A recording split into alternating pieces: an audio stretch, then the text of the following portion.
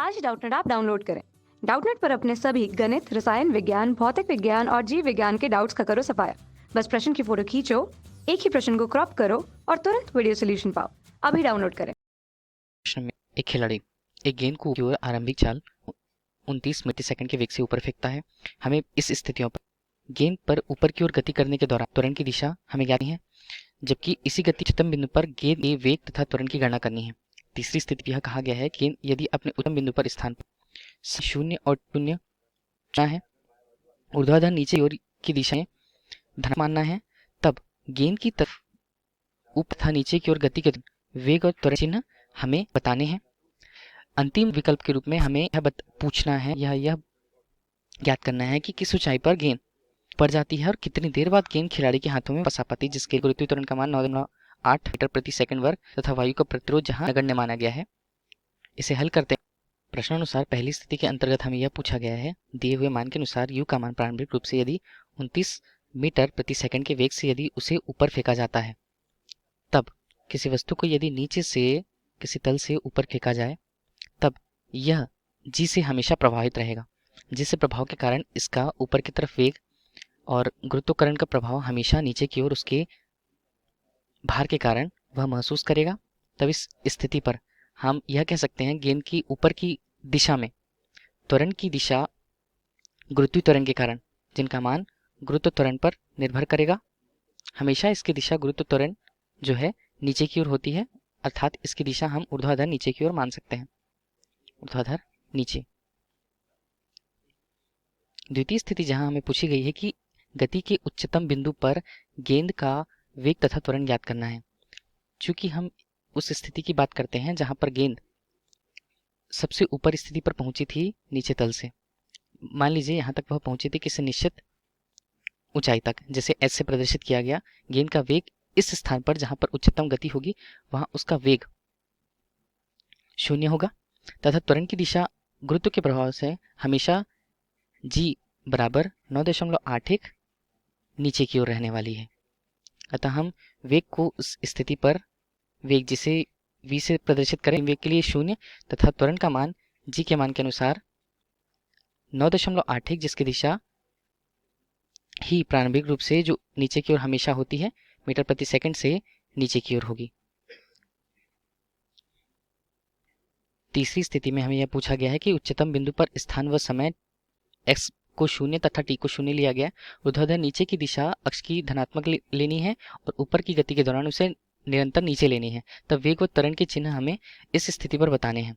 चूंकि हम गति के अनुसार इनकी कल्पना करें, तब गेंद एक निश्चित ऊंचाई पृथ्वी के वातावरण तक ही रहेगी। उच्चतम बिंदु और पृथ्वी, यह उच्चतम बिंदु हमने मान रखा है और पृथ्वी का तल यहाँ पर हमने यह मान रखा है। क्योंकि इसकी स्थिति केवल इसी तरफ होगी, ऊपर की ओर ऊर्ध्वाधर या तो ऊपर से नीचे की ओर ऊर्ध्वाधर होगी। हम इस दौरान यह कह सकते हैं कि x जो है, मतलब इसके द्वारा चली गई जो दूरी है वो 0 से अधिक ही होने वाली है।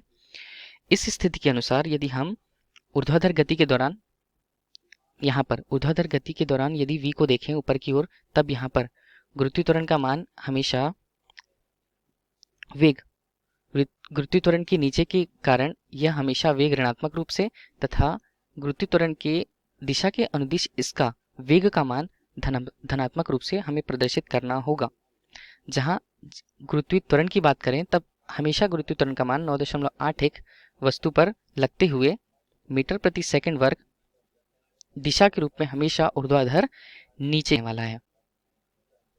चौथी स्थिति जहां दी गई है कि किस ऊंचाई तक गेंद ऊपर जाती है तथा कितनी देर बाद वो खिलाड़ी के हाथों में आ जाती है। इसकी कल्पना करने के लिए हम चौथी स्थिति अगर देखें, तब हमने कुछ कल्पना कर रखे हैं, जिसके अंतर्गत हमने महत्तम ऊंचाई या अधिकतम ऊंचाई के बारे में, अधिकतम ऊंचाई के लिए उसका मान हम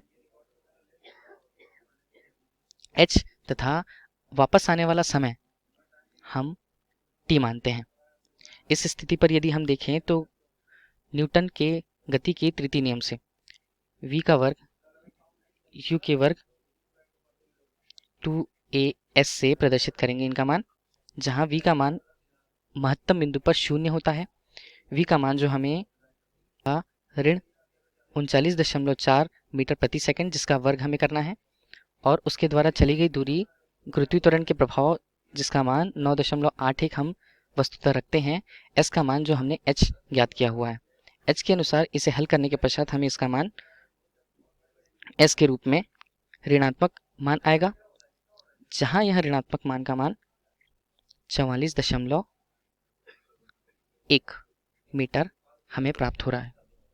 जिससे यदि हमें समय की गणना करनी है तो हम न्यूटन के गति के प्रथम नियम को देखते हैं। गति के प्रथम नियम के अनुसार इसका मान v बराबर u धन at होता है।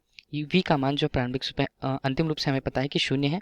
v का मान जो हमने माना है 29.4, जिसकी दिशा ऊपर की ओर है, तथा g गुरुत्वीय प्रभाव के कारण जिसका मान 9.81, और समय की गणना के अनुसार हम इसके मान को t से प्रदर्शित किए हुए हैं। t का मान हल करने के पश्चात हमें इसका मान 29.4 अनुपात 9.81 के रूप में 3 सेकंड प्राप्त होता है। चूंकि इस समय के बारे में हमने विचार किया था कि वह ऋण 29.4 वेग से ऊपर की ओर जा करके निश्चित त्वरण 9.81 से त्वरित होकर ऊपर जाती है तथा ऊपर से वापस आती है। यह समय केवल हमें नीचे से ऊपर जाने के लिए दिया हुआ है। यदि वस्तु नीचे से ऊपर जा करके वापस से ऊपर से नीचे आती है, तब t और t दोनों प्रकार के समय जुड़ जाएंगे। तब हमें t और t के मान के निश्चित मान के अनुसार इसका मान हमें 6 सेकंड, चूंकि उस गेंद को उस वेग से फेंक कर वापस हाथ तक आने में 6 सेकंड का समय लगेगा, जो प्रश्न में हमसे पूछा गया। धन्यवाद। कक्षा 6वीं से 12वीं से लेकर नीट, IIT, जेईई वो एडवांस के लेवल तक 1 करोड़ से ज्यादा छात्रों का भरोसा। आज ही डाउनलोड करें डाउटनेट ऐप या व्हाट्सएप करें अपने सारे डाउट्स 8400 400 400 पर।